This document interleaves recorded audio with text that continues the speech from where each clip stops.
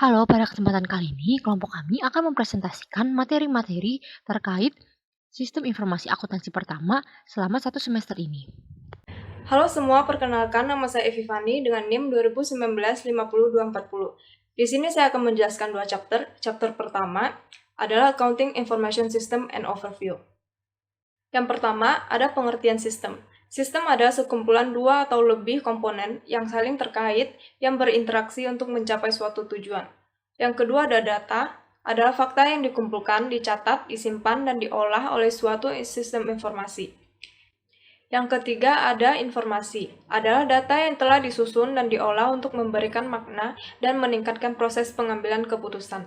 Dan yang terakhir ada nilai informasi, adalah keuntungan yang dihasilkan informasi dikurangi biaya pembuatannya. Selanjutnya ada proses bisnis. Sebuah transaksi adalah kesepakatan antara dua entitas untuk bertukar barang atau jasa maupun peristiwa lain yang dapat diukur dalam istilah ekonomi oleh suatu organisasi. Di sini contohnya yaitu menjual barang ke pelanggan, membeli inventaris dari pemasok, dan membayar karyawan. Dan proses yang dimulai dengan pengambilan data transaksi dan diakhiri dengan keluar informasional seperti laporan keuangan, disebut pemrosesan transaksi. Next, ada 6 komponen SIA. Yang pertama, ada orang-orang yang menggunakan sistem. Yang kedua, prosedur dan instruktur yang digunakan untuk mengumpulkan, mengelola, dan menyimpan data. Yang ketiga, data tentang organisasi dan kegiatan bisnisnya. Yang keempat, perangkat lunak yang digunakan untuk memproses data. Yang kelima, infrastruktur teknologi informasi, termasuk komputer, perangkat periferal, dan perangkat komunikasi jaringan yang digunakan dalam SIA. Dan yang terakhir, yaitu keenam, ada pengendalian internal dan langkah-langkah keamanan yang melindungi data SIA. Selanjutnya ada 5 aktivitas value chain. Yang pertama ada inbound logistik, yaitu menerima, menyetor, mendistribusikan bahan baku yang digunakan untuk menciptakan produk atau layanan yang dijual. Yang kedua operations, yaitu mengubah input menjadi finished goods atau barang jadi. Yang ketiga ada outbound logistik, mendistribusikan finished goods kepada pelanggan. Yang keempat marketing and sales, berperan penting dalam mempromosikan produk jadi kepada pelanggan agar dibeli. Yang kelima, ada service, yaitu aktivitas memberikan pelayanan terbaik kepada pelanggan setia.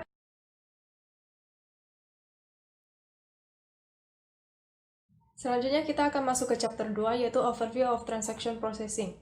Salah satu fungsi SIA yang penting adalah memproses transaksi secara efisien dan efektif. Dalam sistem manual, atau berbasis non-komputer, data dimasukkan ke dalam jurnal dan buku besar dan disimpan di atas kertas. Sedangkan dalam sistem berbasis komputer, data dimasukkan ke dalam komputer dan disimpan dalam file dan database. Nah, proses ini terdapat 4 langkah. Yang pertama, input data. Yang kedua, menyimpan data. Yang ketiga, memproses data. Yang keempat, output informasi. Selanjutnya ada teknik pengkodean. Pengkodean adalah penugasan sistematis angka atau huruf ke item untuk mengklasifikasi dan menatanya. Terdiri dari dua, yang pertama kode urutan dan kode blok. Kode urutan yaitu item dijumlahkan berturut-turut untuk memperhitungkan semua item. Contoh, prajumlah cek, faktur, dan pesanan pembelian. Yang kedua yaitu kode blok, yaitu blok nomor disediakan untuk kategori data tertentu. Salah satu contoh pengkodean yang bagus adalah chart of account atau bagan akun, yang merupakan daftar nomor yang ditetapkan ke setiap akun buku besar umum.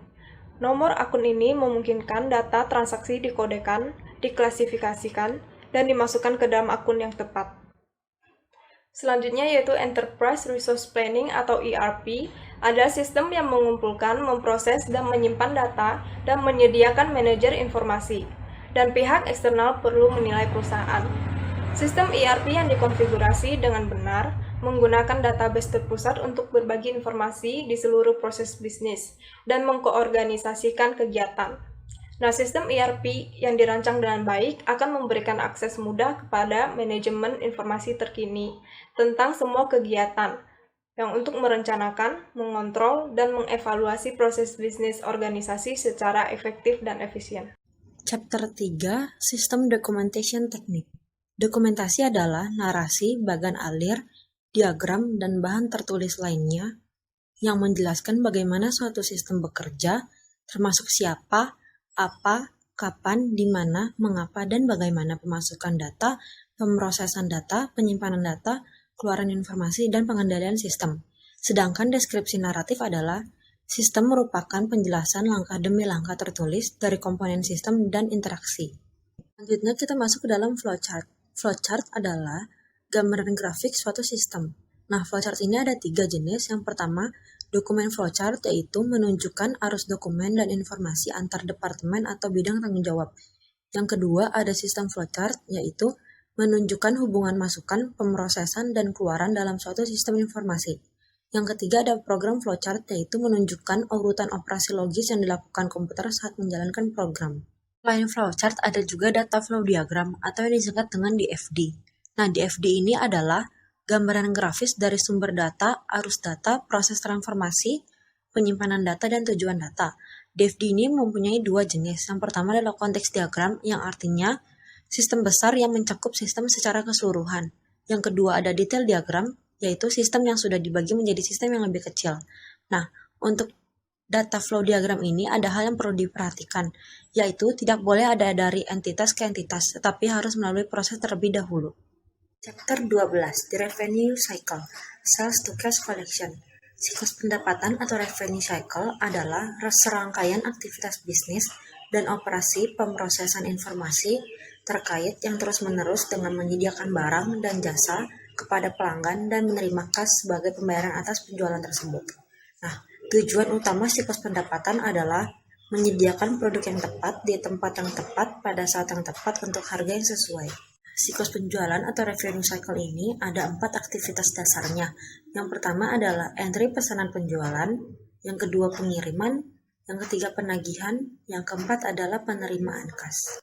Fungsi CRM untuk strategi penjualan. Yang pertama, mengatur informasi rinci tentang pelanggan. Ini berfungsi untuk memfasilitasi layanan yang lebih efisien dan lebih personal. Layanan pelanggan dapat lebih ditingkatkan dengan menggunakan data seperti penjualan kumulatif selama beberapa periode untuk mengidentifikasi pelanggan pilihan. Yang kedua, menghasilkan penjualan tambahan. Contohnya, setelah menanggapi pertanyaan pelanggan, perwakilan layanan pelanggan dapat menggunakan informasi tentang preferensi pelanggan dan riwayat transaksi untuk menyarankan produk lain yang mungkin menarik bagi pelanggan. Data terperinci tentang persyaratan pelanggan dan praktis bisnis juga dapat digunakan untuk secara proaktif menghubungi pelanggan tentang perlunya memesan ulang. Selanjutnya, saya akan menjelaskan mengenai siklus pengeluaran. Jadi, yang dimaksud dengan siklus pengeluaran adalah serangkaian aktivitas dan pemrosesan informasi terkait pengeluaran ataupun pembayaran barang maupun jasa. Tujuan utamanya adalah untuk meminimalkan pengeluaran perusahaan sehingga diperlukan peran manajemen untuk mengambil keputusan. Adapun 4 aktivitas utama dalam siklus pengeluaran adalah memesan bahan baku, perlengkapan dan jasa yang dimana dilakukan kepada departemen produksi. Kemudian menerima bahan baku, perlengkapan dan jasa, dimana setiap barang yang diterima akan memberikan laporan seperti nomor barang, deskripsi, unit atau ukuran dan jumlah yang diterima. Lalu yang ketiga ada menyetujui faktor pemasok yang dilakukan oleh manajer, kemudian ditindaklanjuti oleh bagian keuangan. Setelah itu akan diinput ke dalam general ledger untuk account payable dan juga inventory. Dan yang terakhir itu adalah pengeluaran kas untuk melakukan pembayaran terhadap barang ataupun jasa yang telah dipesan. Selanjutnya dalam siklus pengeluaran diperlukan nama ERP. ERP ini mampu mengintegritaskan database siklus pengeluaran seperti data vendor, inventory, maupun aktivitas pembelian. Nah, dalam siklus pengeluaran ini, ada pun dokumen-dokumen yang diperlukan adalah seperti permintaan barang, penawaran barang, pemesanan barang, bukti penerimaan barang, dan faktur penjualan. Dalam melakukan pembelian, seorang manajer itu harus dapat melakukan identifikasi seperti what, yaitu barang apa aja sih yang dibutuhkan atau yang harus dibeli, lalu when, berapa lama barang akan tiba, dan berapa lama barang itu dapat disimpan di gudang. Lalu yang terakhir adalah how, berapa banyak raw material harus dibeli agar cost-nya itu dapat mencapai titik terendah. Mengolah inventory dengan baik, kita dapat melakukan yang pertama IOQ. IOQ ini merupakan suatu perhitungan untuk menentukan jumlah pemesanan yang optimal agar tidak terjadi kekurangan ataupun kelebihan stok. Kedua, kita dapat melakukan perhitungan reorder point. Ini merupakan suatu perhitungan tentang kapan sih kita harus melakukan pemesanan kembali sebelum stok kita tuh habis. Lalu ada MRP. MRP ini merupakan suatu pendekatan yang melakukan penjadwalan terkait kapan dan berapa jumlah barang yang harus kita beli guna memenuhi kebutuhan produksi sehingga dapat meminimalkan lead time dan juga meminimalkan jumlah persediaan. Lalu ada just in time. Just in time ini merupakan suatu sistem untuk meminimalkan persediaan dengan hanya melakukan pembelian ketika butuh atau ketika ada order dari pelanggan.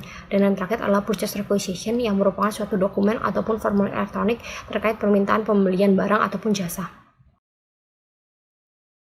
Production cycle adalah serangkaian aktivitas bisnis dan operasi pemrosesan informasi terkait dan terus-menerus berhubungan dengan pembuatan produk.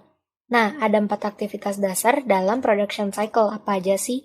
Yang pertama adalah desain produk, perencanaan dan penjadwalan, operasi produksi, serta akuntansi biaya.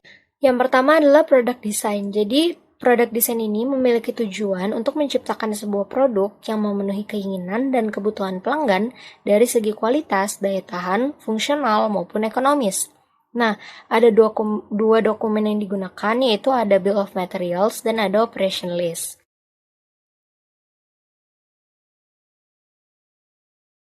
Lalu selanjutnya ada operasi produksi. Jadi cara aktivitas ini sangat berbeda di berbagai perusahaan. Jadi perbedaan ini didasarkan pada jenis produk yang diproduksi, tingkat otomatisasi yang digunakan dalam proses produksi. Nah, penggunaan berbagai bentuk teknologi informasi dalam proses produksi seperti mesin yang dikendalikan oleh komputer disebut sebagai Computer Integrated Manufacturing atau SIM, CIM untuk mengurangi biaya produksi. Yang terakhir adalah akuntansi biaya. Tujuan dasar dari sistem akuntansi biaya sendiri adalah yang pertama, memberikan informasi untuk perencanaan, pengendalian, dan penilaian kinerja dari operasi produksi. Yang kedua, memberikan data biaya yang akurat mengenai produk untuk digunakan dalam menetapkan harga, serta keputusan produk. Nah, yang terakhir adalah mengumpulkan dan memproses informasi yang digunakan untuk menghitung persediaan, serta nilai harga pokok penjualan yang muncul di laporan keuangan perusahaan. Chapter 15, Siklus Manajemen Sumber Daya Manusia dan Penggajian, yaitu serangkaian aktivitas bisnis dan operasi pengolahan data terkait yang terus-menerus berhubungan dalam mengelola kemampuan pegawai secara efektif.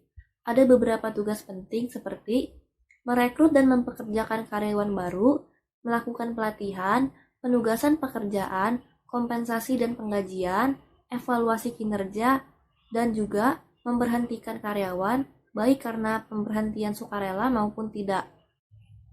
Terdapat 5 aktivitas dalam siklus penggajian.